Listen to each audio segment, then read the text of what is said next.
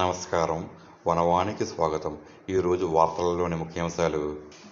ప్రపంచ ఆదివాసీ దినోత్సవాన్ని పురస్కరించుకుని ఉమ్మడి తూర్పుగోదావరి జిల్లా న్యాయ సేవాధికార సంస్థ డిఎల్ఎస్సి మరియు జిల్లా యంత్రాంగం సంయుక్త ఆధ్వర్యంలో ఆదివారం స్థానిక ఐటీడీఏ కార్యాలయ సమావేశ మందిరంలో mega tribal legal literacy camp and new module camp ఘనంగా నిర్వహించారు.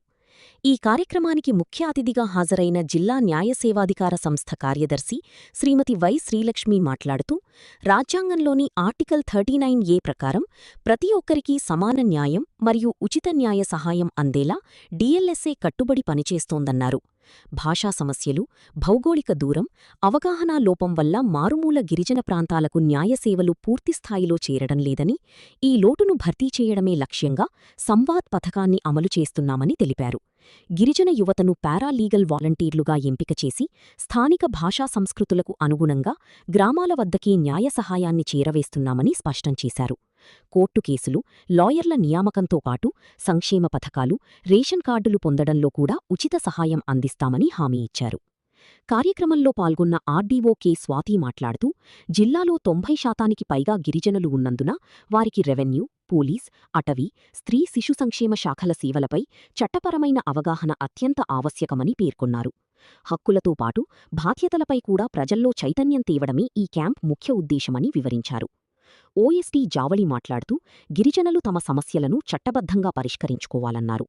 ఎస్సీ/ఎస్టీ అట్రాసిటీ చట్టం గురించి వివరిస్తూ, కుల వివక్ష, అవమానం లేదా దాడులకు పాల్పడేవారిపై చట్టం కఠిన చర్యలు తీసుకుంటుందని, గిరిజనులు తమ హక్కుల పరిరక్షణకు చట్టాన్ని వినియోగించుకోవాలని సూచించారు.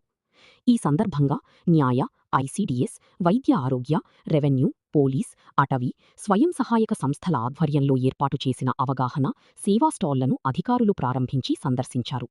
గిరిజనులకు ప్రభుత్వ సంక్షేమ పథకాలు, ఆరోగ్య సేవలు, మహిళా సాధికారత, అటవీ హక్కుల పత్రాల సాధన మరియు దరఖాస్తు విధానాలపై అధికారులు ప్రత్యక్షంగా అవగాహన కల్పించి సందేహాలను నివృత్తి చేశారు. దానికోసమే ఈ సంవాద్ పథకం. అందరూ కలిసి మాట్లాడుకోవాలి, సమస్యలు తీర్చుకోవాలి. అలాగే అవసరమైన ముఖ్య ఉద్దేశం ఇతర ఏ పథకంలో అంటే గవర్నమెంట్ మీకు అందించే పథకంలో కానీ ఎటువంటి పథకాలు అందకపోయినా మీకు ఏ సమస్యలు వచ్చినా దయచేసి డిఎల్ఎస్ఏ దృష్టికి తీసుకురండి. మీరు అక్కడి మేము పరిష్కరించడానికి మీరు మాకు అవకాశం ఇచ్చిన వాళ్ళు అవుతారు. డిఎల్ఎస్ గిరిజనులకి కానీ వెనుకబడిన ప్రాంతాల వాళ్ళకి కానీ ఎవరికైనా కూడా ఏ విధమైన న్యాయ సహాయం కావాలన్నా కూడా మా న్యాయ సేవాధికార సంస్థ తలుపులు 24 గంటలు తెరిచే ఉంటాయండి. ఖచ్చితంగా మీకు కావలసిన సహాయాన్ని మేము పూర్తిగా అందించగలుగుతాం. కాకపోతే నా విన్నపం ఒకటే, మీ సమస్యని మీలోనే ఉంచుకోకుండా మా దాకా చేరేలా ప్రయత్నం చేయండి. మాకు తెలియడం వల్ల ఏంటంటే మేము చేయగలిగింది మా ద్వారా డైరెక్ట్గా కానీ లేదు ఇతర గవర్నమెంట్ అధికారుల ద్వారా కూడా ఆ సమస్యని పరిష్కరించడానికి మేము ప్రయత్నం చేస్తాం. ఉన్నా కూడా మీకు న్యాయ సహాయం అందుతుంది.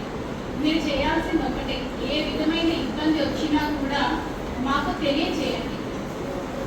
మీరు భయపడటం కానీ ఎవరో వచ్చి ఏదో చేస్తారు అని అనుకోకుండా మీ సమస్యని మీరే తెలియచేయండి. ఆ ఒక్క తెలియచేయడం వల్లనే మేము దానికి పరిష్కరించగలుగుతాము, దానికి మార్గాన్ని సులభతరం చేయగలుగుతాము.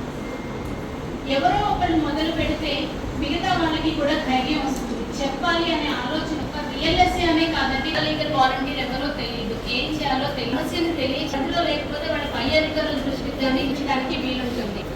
అలా ఎవరికి ఎటువంటి హక్కు ఉండదు. అంటే చాలా